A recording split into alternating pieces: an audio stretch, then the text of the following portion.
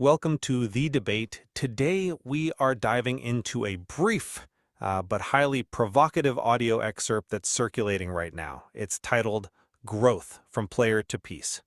Yeah, it's a really fascinating piece of source material. It is. In it, we hear a man reflecting on his decision to leave behind a very specific type of lifestyle, what he calls the player lifestyle. Right. He specifically talks about outgrowing the need to juggle, in his words, 30 women, and instead he's now advocating for finding just one. Just the one. Yeah. And the second voice in the clip, his interlocutor, praises this shift heavily. They call it a move from performing power to choosing peace, and they even validate it as a solid first session. It really is a clip that, it forces you to pause and listen closely because the core question it raises is pretty profound. Is this man really an evolved, unhurt man? Exactly. Are we listening to someone who has genuinely emotionally healed? Or are we just hearing a superficial behavioral shift? A guy who just changed his daily schedule while still masking the exact same unhealed, transactional, and honestly commodifying view of relationships he has always held. Right. So to frame where we stand today, I'll be taking the position that this excerpt demonstrates genuine, albeit imperfect, emotional growth. It's a profound rejection of performative masculinity. And I'll be representing the contrasting view. I argue that true evolution is totally absent here. The speaker's language, it reveals an entirely unhealed mindset that's just disguised as peace. So let's just get right into it. To understand what is really happening in this clip, I think we have to look at where this guy is starting from. When I look at this excerpt, I see genuine emotional growth. Really? Genuine growth? Yes, really, because what we're hearing is a man actively recognizing the emptiness of his past behaviors. He is taking those first, necessary, very messy steps toward real psychological maturity. I mean, I look at this exact same exchange, and I see true evolution completely absent. If you look past the soothing therapeutic vocabulary of peace, the speaker's language reveals an entirely unhealed mindset. How so? Well, he hasn't changed how he values women at all. He has just rebranded his objectification. Look, I know listeners hearing some of the phrasing in this clip, like him referring to women as 30 menstrual cycles, are probably cringing. Oh, they definitely are. It's awful. And they should be. It's incredibly blunt. But we have to look past that visceral reaction to see the foundational shift happening here. Psychological growth has to be measured relative to a person's starting point, right? Not judged against some perfectly sanitized finish line. I hear that, but... He looks back at his need for 30 women and unequivocally calls it stupid. When asked what he would say to his past self, he doesn't glorify the lifestyle. He says, bro, it ain't worth it. Right, but... That is a massive demonstration of self-reflection. The interlocutor frames it perfectly, I think. It is not perfection, but clarity. He is relinquishing a culturally ingrained, highly validated player life to find singular stability. You just can't let perfect be the enemy of good when you're evaluating male vulnerability. Okay, but for growth to be genuine, there has to be a fundamental shift in how you perceive human beings, not just a shift in how you manage your calendar. Managing a calendar, that's a bit reductive, isn't it? No, listen to the specific evidence of why he is walking away. He refers to these women as 30 headaches and 30 menstrual cycles. He hasn't stopped viewing women as accessories to his life. He has simply decided to downsize for his own logistical convenience. Downsize? Yes, he's moving from a high-volume transactional mindset, collecting 30 women, to a low-volume transactional mindset where he literally claims one is worth 1,000 of them. That is a strategic retreat from exhaustion. It is not the psychological healing of an evolved man. Well, let's pull that thread because the distinction between exhaustion and evolution is where we really start to diverge today. Sure. I hear the critique that he's just tired, and I see why you think that applies here. But let me give you a different perspective. Think about the mechanics of addiction. Okay. Very often, the initial reason an addict decides to get sober isn't because they've achieved some profound spiritual enlightenment. It is sheer exhaustion. They are tired of the hustle, the chaos, the consequences. But that initial choice to stop the destructive behavior, even if it is entirely motivated by fatigue, is a universally recognized marker of growth. The cessation of harm is step one. So why does his exhaustion somehow invalidate his evolution? I come at it from a different way. If we are going to use the addiction metaphor, the addict who stops using drugs because they are tired of the hustle, but still fundamentally believes that drugs are the only thing that gives life value, well, that's what psychologists call a dry drunk. A dry drunk. Exactly. The behavior has stopped, but the underlying pathology remains completely intact. And we see that exact pathology in how he frames his exhaustion in the clip. He doesn't define his previous partners as human beings with whom he failed to connect. He reduces them to biological inconveniences, menstrual cycles, headaches. Wait, clarify that for me. Are you saying that because he used crude shorthand to describe the chaos of his past, his emotional realization is entirely void? Yes. That feels a bit harsh. I mean, managing 30 clandestine relationships is literally a logistical nightmare. The headache he's talking about is the lying, the plate spinning, and acknowledging it as a headache is him finally taking ownership of the chaos he created. No. I'm saying we need to look at the psychology of objectification here. There's a concept in psychology called ego depletion. Right. It's the idea that self-control and maintaining a false persona draw upon a very limited pool of mental resources. Performing the player role, maintaining that mask of hypermasculinity is cognitively draining. It is exhausting. Yes. Right. So what he is experiencing right now is just ego depletion. He hasn't experienced a moral awakening. He just literally lacks the cognitive bandwidth to keep the mask up anymore. But that's still a realization. But we know he hasn't had a moral awakening because of the biological reductionism. He reduces 30 human lives to a biological function, menstrual cycles, because acknowledging them as 30 actual human souls would require him to feel guilt for how he treated them. Okay, but If a man's concept of finding peace is merely the absence of women's natural biology and women's voices, which he frames as headaches, he is not seeking a partnership of equals. He is looking for a lower maintenance accessory. But you are assuming that headache implies a rejection of women having a voice rather than a rejection of his own past drama. I think the language speaks for itself. When he brings up the biology, and again, I agree the phrasing is incredibly blunt, it's tough to listen to, but it's a visceral way of recognizing that he was dealing with complex emotional and biological realities that he was entirely ill-equipped to handle. Ill-equipped. Yes, ill-equipped. It is a recognition of his own limits. He shouldn't have been trying to manage that many human lives. That is an incredibly charitable interpretation. Is it? Yes, he is not saying, I was overwhelmed by the profound emotional complexity of 30 unique individuals. He is citing their biology as a literal nuisance to him. And this is where it gets really dangerous. Go on. The interlocutor steps in and validates this exact framing as choosing peace. That implicitly frames women as inherently disruptive to a man's peace. I don't think that's what they meant. But it's the implication. Therefore, having one woman is simply minimizing the disruption. That isn't an evolved, unhurt man. That is a deeply unhealed man who is simply optimizing his environment to reduce friction. He hasn't changed his core belief that women exist to serve his environment. He just wants the environment to be quieter. Which brings us directly to the language of value and commodification, I think. We cannot conflate colloquial, culturally specific language with a lack of emotional depth. Okay, let's talk about the language then. Let's look at the phrase he uses when advising his past self. He says, go get you one bad B word. Right.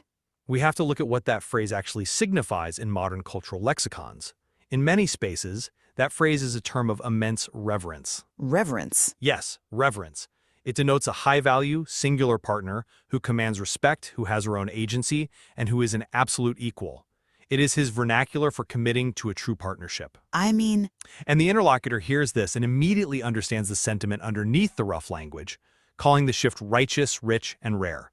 If we demand that everyone use sanitized academic therapy speak to describe their personal growth, we are going to miss the actual breakthroughs happening in the real world. I'm sorry, but I just don't buy that. Let me tell you why. All right. It isn't just about the colloquial use of a provocative word. It is about the mathematical framework he attaches to it in the very next breath. The math?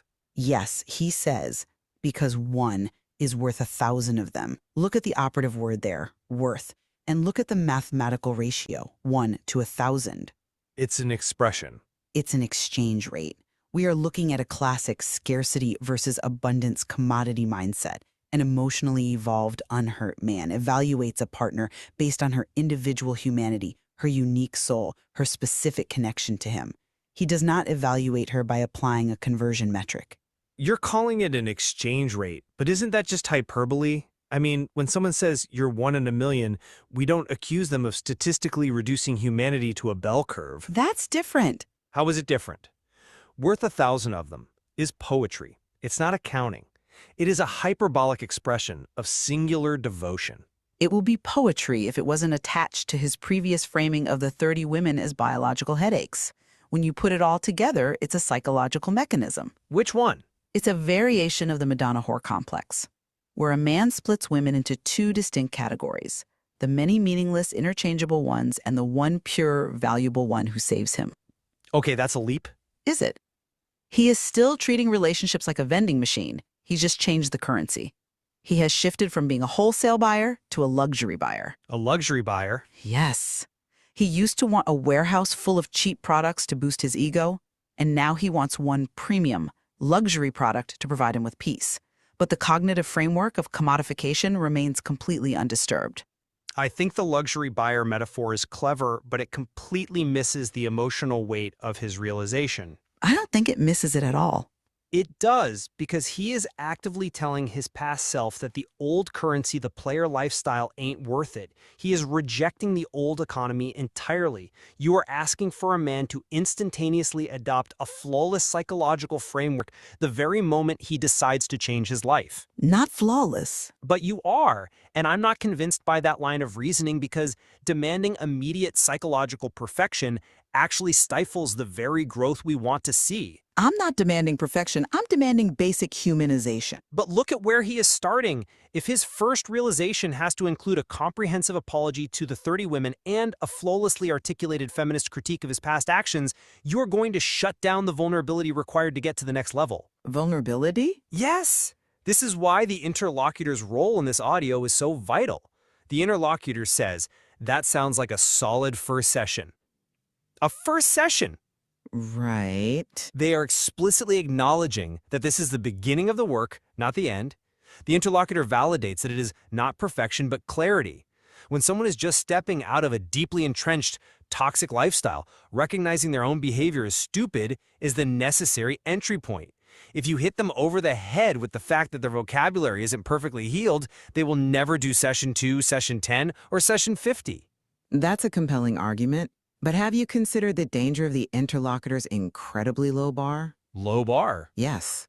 By validating this deeply objectifying rhetoric by calling his shift righteous, rich, and rare, the interlocutor is providing this man with anesthetic. An anesthetic? Or an encouragement? An anesthetic against true self-reflection.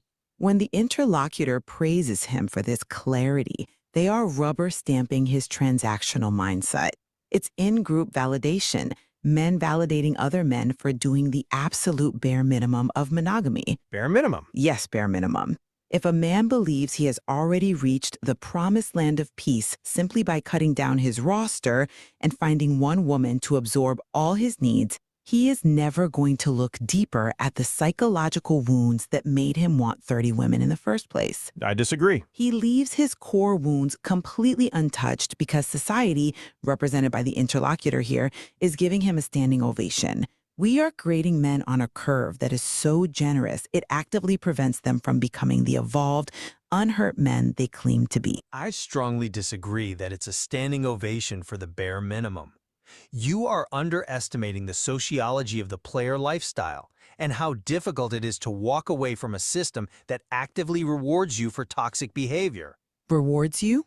Yes, in many social strata, acquiring multiple women is a currency of respect among other men.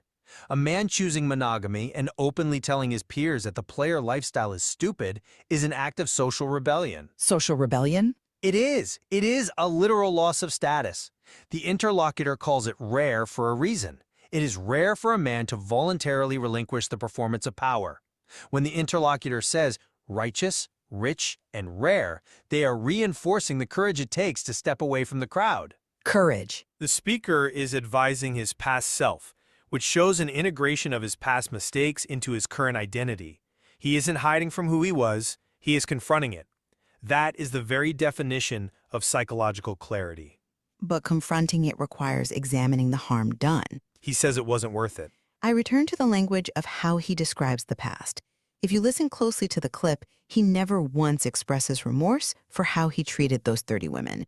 He never says, I realized I was hurting people by using them to perform power. Okay, true. His entire revelation is centered around how the situation affected him. It was stupid for him. It was a headache for him. It wasn't worth it for him. Right, but A truly evolved, unhurt man recognizes the collateral damage his unhealed trauma has caused others.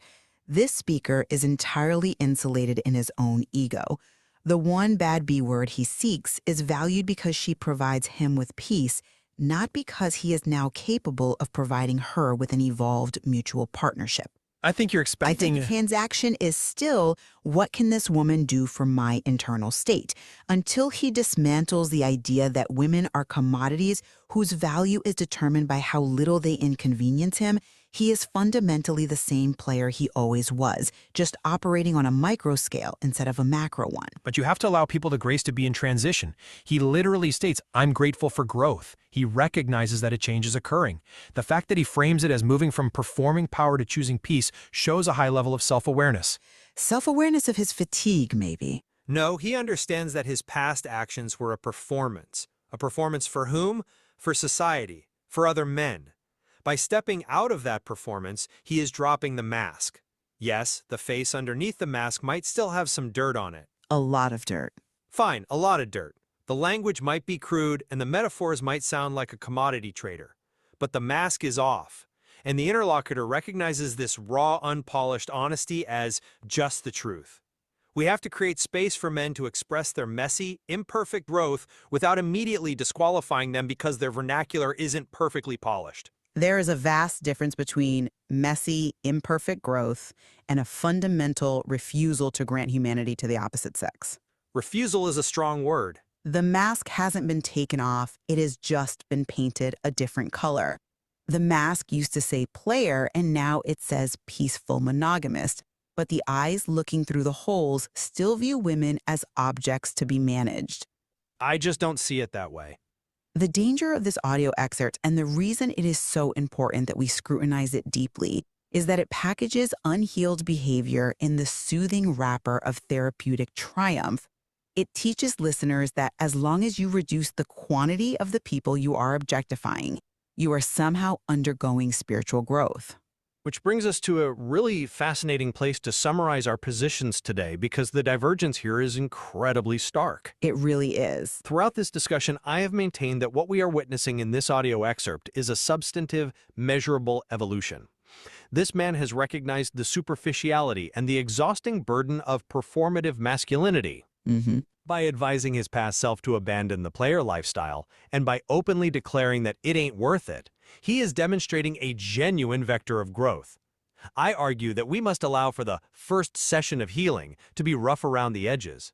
Shedding the need for 30 women to validate his ego and seeking a singular, high-value partnership represents a legitimate step toward becoming an evolved man who is actively choosing peace.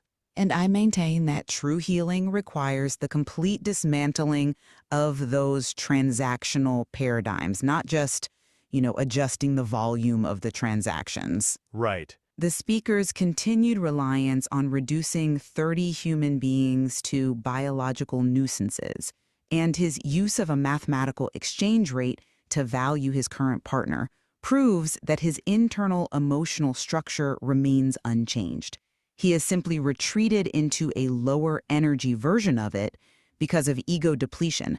By validating this as righteous and rare, the interlocutor provides an unearned validation that actually prevents the deep structural psychological work required to truly become an unhurt, emotionally evolved man. Well, it seems we have reached a point of convergence on one fundamental fact, at least. A significant behavioral shift has absolutely occurred in this man's life. He has undeniably abandoned the high-volume player lifestyle. Yes, we definitely agree the behavior has shifted. The profound disagreement remains on the nature of that shift. Exactly. You see it as the messy, authentic beginning of true psychological healing, while I see it as mere lifestyle optimization that leaves his core worldview completely intact. And that complexity is exactly why source material like this is so rich for discussion. It invites us into a much deeper exploration of how society measures, defines, and ultimately validates the emotional transitions of men. It certainly highlights the tension between the outward actions we celebrate and the underlying beliefs we might be accidentally excusing when we do so. Exactly. When a man decides to stop performing power and start seeking peace, we have to look closely at the foundation of that peace. Is it built on a profound structural awakening that honors the humanity of others, or is it simply a strategic retreat, a quieter room built with the exact same transactional bricks? That's the question. We leave it to you to decide whether this man is truly an evolved, unhurt man, or if he's just found a new way to play the game. Thank you for joining us on the debate.